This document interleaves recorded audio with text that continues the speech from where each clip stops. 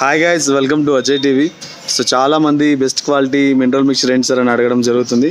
So మనం brand names అయితే చెప్పడానికి లేదు, కొన్ని మంచి బ్రాండ్స్ కూడా ఉన్నాయి. స్టిల్ అయినప్పటికీ కొన్ని ఓవరాల్గా ఎలాంటి జాగ్రత్తలు తీసుకోవాలో చెప్తాను. ఫస్ట్ అండ్ ఫార్మోస్ట్ థింగ్ ఏంటంటే, మినరల్ మిక్చర్ మీరు కొంటున్నప్పుడు మంచి బ్రాండెడ్ కంపెనీది అయి ఉండాలి, లోకల్లీ మేడ్ అయితే తీసుకోకండి ఫస్ట్. అండ్ సెకండ్ది ఏంటంటే, కాంపోజిషన్స్ ఉంటాయి కదా, కాంపోజిషన్లో ఖచ్చితంగా 30% కాల్షియం ఉండాలి, ఒక 15% ఫాస్ఫరస్, ఒక 15లో సగం 7.5 to 10% మెగ్నీషియం ఉండాలి. ఇవి compulsory. 30% calcium, 15% phosphorus and 7.5 to 10% of magnesium. ఈ మూడు అయితే కంపల్సరీ ఉండాలి.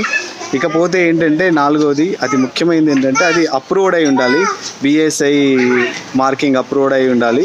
ఇంకోటి ఏంటంటే, చీలేటెడ్ అనే ఇవి మధ్య దొరుకుతున్నాయి, చీలేటెడ్ తీసుకోండి. దాని యొక్క ఎఫిషియన్సీ ఎక్కువ, అంటే తొందరగా బాడీలో కలిసిపోయి రిజల్ట్స్ అనేవి బెటర్ రిజల్ట్స్ వచ్చేటువంటి అవకాశం ఉంటుంది.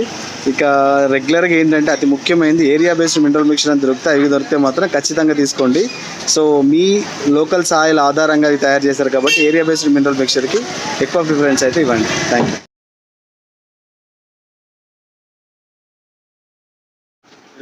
డైరీ ఫామ్లో మంచి క్వాలిటీ గల ఎనిమల్స్ తీసుకుంటున్నారు, మంచి గడ్డి పెంచుతున్నారు, మంచి వాటర్ ఇస్తున్నారు, అయినా కూడా కొన్ని రకాలైనటువంటి వ్యాధులు వస్తున్నాయి.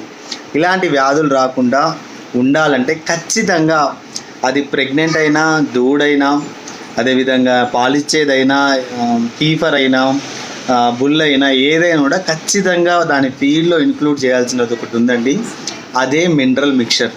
సో చాలామంది ఏమనుకుంటారంటే, పాలు పెరగడానికే మినరల్ మిక్చర్ అనుకుంటారు.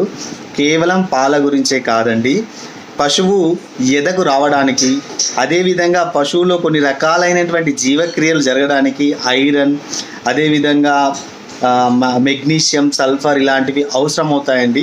అవన్నీ మనం సపరేట్గా ఇవ్వలేము కాబట్టి ఖచ్చితంగా అన్నిటి డైట్లలో మినరల్ మిక్చర్ని అయితే యాడ్ చేయండి. ఎస్పెషల్లీ దూడల విషయంలోకి వచ్చినట్లయితే, దూడలకి మినరల్ బ్రాక్స్ అని దొరుకుతాయి, అదేనండి ఉప్పుగడ్డలు అంటారు కదా, అవి దొరుకుతాయి. వాటిని కూడా మనం ఫీడ్లో ఖచ్చితంగా ఇంక్లూడ్ చేయాల్సిన అవసరం ఉంది.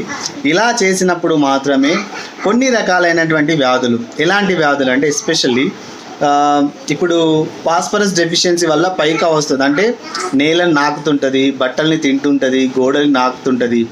అదేవిధంగా కొన్ని రకాలైనటువంటి మినరల్ మిషన్ డెఫిషియన్సీ వల్ల, ఇప్పుడు ఐరన్ డెఫిషియన్సీ వల్ల అనీమియా వస్తుంది.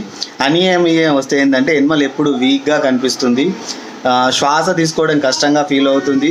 అదేవిధంగా కొన్ని రకాలైన మెగ్నీషియం, మాంగనీస్ ఇలాంటి మినరల్ మిక్చర్ వల్ల కొన్ని రకాలైన నాడీ సంబంధమైనటువంటి వ్యాధులు అయితే రావడం జరుగుతుంది. వీటన్నిటిని నిర్మూలించాలి, ఇవేవి మీ ఫామ్లో వద్దు అనుకుంటే కనుక మీరు డైలీ ఖచ్చితంగా మినరల్ మిక్చర్ని దానాలో కానీ దానిలో కానీ యాడ్ చేయండి.